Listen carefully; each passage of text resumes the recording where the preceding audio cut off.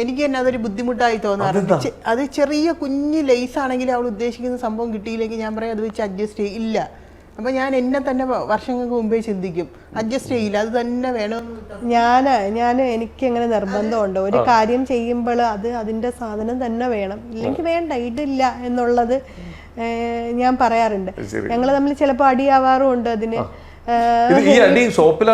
അയ്യോ, ഞങ്ങളുടെ ഷോപ്പിലെ സ്റ്റാഫുകൾ എപ്പോഴും പറയും, ഇത്ത behind the scenes it, 1 million reach ഉറപ്പാണ്, ബിഹൈൻഡ് ദി സീൻസ് ഇട്. കാര്യം എന്ന് വെച്ച് കഴിഞ്ഞാൽ വീഡിയോയിൽ, ഞങ്ങളുടെ വീഡിയോയുടെ അടിയിൽ കമന്റ്സ് ഒക്കെ വരുമ്പോഴെല്ലാവരും പറയും, മീൻസ് ഞങ്ങൾ രണ്ടുപേരും വരുന്ന വീഡിയോസ് ഒക്കെ ഞങ്ങളുടെ കസ്റ്റമേഴ്സിന് ഇഷ്ടമാണ്, നിങ്ങൾ രണ്ടുപേരും വീഡിയോ ചെയ്യുന്നത് കേൾക്കാൻ രസമാണെന്നൊക്കെ പറയാറുണ്ട്. ഞങ്ങൾ നോർമലി സംസാരിക്കുന്ന രീതിക്ക് സംസാരിക്കാം.